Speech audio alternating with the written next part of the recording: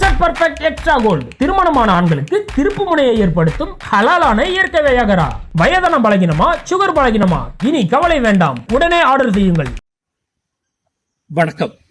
காங்கிரஸ் கட்சி சம்மதித்தால் கண்டிப்பாக நான் மகாராஷ்டிராவினுடைய முதலமைச்சர் வேட்பாளராக அல்லது முதலமைச்சராக கண்டிப்பால் இங்கே வெற்றி பெற்றால் நான் அமர்வேன் என்று உத்தவ் தாக்கரே ஒட்டுமொத்தமாக கூட்டணி கட்சிகள் சேர்ந்த குழு கூட்டத்தில் அவர் சொல்லியிருக்கிறார். உத்தவ் தாக்கரேவின் படி இதற்கு முந்தைய முதலமைச்சராக இருந்து ஆபரேஷன் லோட்டஸ் மூலமாக தன்னுடைய கட்சியிலிருந்து ஏக்நாத் ஷிண்டேவை ஒட்டுமொத்தமாக பிரித்து பாஜக கட்சியில் இணைத்து உத்தவ் தாக்கரே சிவசேனாவை தரைமட்டமாக்கியது.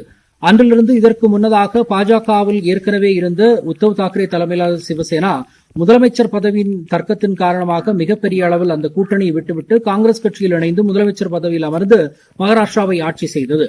ஆபரேஷன் லோட்டஸ் மூலமாக பாஜக என்ன செய்தது? உத்தவ் தாக்கரே சிவசேனாவில் இருந்த ஏக்நாத் ஷிண்டே போன்ற பெரிய தலைவர்களை தங்களுடைய பக்கம் விலைக்கு வாங்கி ஏக்நாத் ஷிண்டேவை முதலமைச்சர் பதவியில் உட்கார வைத்து பாஜக கூட்டணி கட்சியாக மகாராஷ்டிராவை ஆட்சி செய்து வந்தது.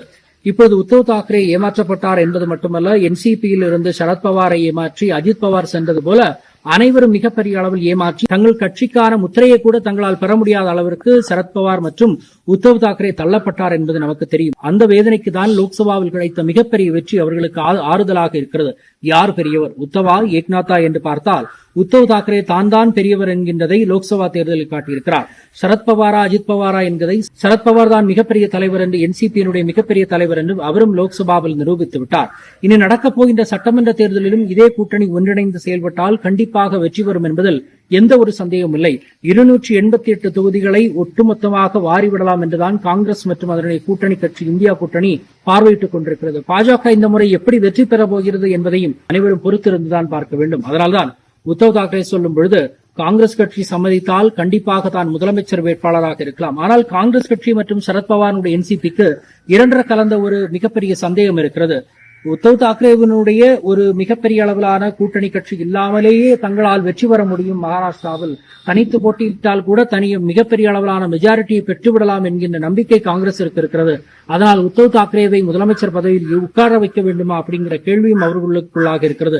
என்னவாக இருந்தாலும் இந்தியா கூட்டணி ஒட்டுமொத்தமாக இணைந்து போட்டியிட்டால் மகாராஷ்டிராவில் கண்டிப்பாக பாஜக கூட்டணியை தோல்வியடைய செய்யலாம் என்பதில் எந்த ஒரு சந்தேகமும் இல்லை. 288 தொகுதிகளில் 200 இடங்களை கூட வெல்வதற்கான வாய்ப்புகள் காங்கிரஸ் கட்சிக்கு இருக்கிறது அல்லது ஒட்டுமொத்த இந்திய கூட்டணிக்கு இருக்கிறது. அதற்கு உத்தவ் தாக்கரே மற்றும் சரத்பவாருடைய கூட்டணி தேவையாக இருக்கிறது. மறுபக்கத்தில் பார்த்தால் தேவேந்திர பட்னாவிஸ், ஏக்நாத் ஷிண்டே, அஜித் பவாருடைய ஒட்டுமொத்த சக்தியும் லோக்சபாவிலே தெரிந்துவிட்டது. அவரால் எந்த அளவிற்கு மிகப்பெரிய அளவில் வெற்றி வாய்ப்புகளை கொண்டு வர முடியும் என்பது தெரிந்தது. ஏக்நாத் ஷிண்டேவினுடைய தோல்வி, பாஜகவினுடைய தேவேந்திர பட்னாவிஸினுடைய தோல்வி, 48 இடங்களில் 15 இடங்களை கூட தனியாக பெற முடியாமல் பாஜக அல்லோலப்பட்டு கிடந்ததெல்லாம் நமக்கு தெரியும். 30 இடங்களை பெற்றிருக்கிறது காங்கிரஸ் மற்றும் அதனுடைய கூட்டணி கட்சி. இந்த வெற்றி சட்டமன்ற தேர்தலிலும் கண்டிப்பாக சென்றடையும். யார் முதலமைச்சராக போகிறார்கள் என்பதுதான் கேள்விக்குறி. உத்தவ் தாக்கரேவை அமர வைத்தால் பாஜகவினுடைய வயர் எரியும் என்பதில் எந்த ஒரு சந்தேகமும் இல்லை. மற்றொரு சந்திப்போம். நன்றி, வணக்கம். மை நேம் இஸ் ரெட் சேனலை சப்ஸ்கிரைப் பண்ணிக்கோங்க. அதுக்கப்புறமா பக்கத்துல இருக்கிற ஜாயின் பட்டனை கிளிக் பண்ணீங்கன்னா ஒரு நியூ பேஜ் ஒன்று ஓப்பன் ஆகும். அதுலயும் ஜாயின் பட்டனே கிளிக் பண்ணிக்கோங்க. அதுல பாத்தீங்கன்னா credit R debit card options இருக்கு. இதுல உங்களுக்கு விசா, மாஸ்டர் கார்டு, ரிப்பே அப்படின்னு 3 ஆப்ஷன்ஸ் கொடுத்துருக்காங்க. அதுல நீங்க எந்த கார்டு சூஸ் பண்றீங்களோ அந்த கார்டோட நம்பர் என்டர் பண்ணிக்கோங்க. அப்புறமா கார்டோட வேலிடிட்டி மந்த் அண்ட் இயரை டைப் பண்ணிக்கோங்க. அடுத்தபடியா உங்க கார்டோட பின்னால சிவிசி கோடுன்னு சொல்லிட்டு 3 நம்பர்ஸ் கொடுத்துருப்பாங்க. அந்த நம்பர் இதுல என்டர் பண்ணிக்கோங்க. அப்புறமா அட்ரஸ் அண்ட் இன்ஃபர்மேஷன் என்டர் பண்ணிட்டு பைங்கிற பட்டனை கிளிக் பண்ணிக்கோங்க. ஒருவேளை உங்க கார்டு நம்பர் இன்வாலிட்னு காமிச்சிச்சுன்னா உங்க கார்டுல இன்டர்நேஷனல் யூசேஜை எனேபிள் பண்ணுங்க.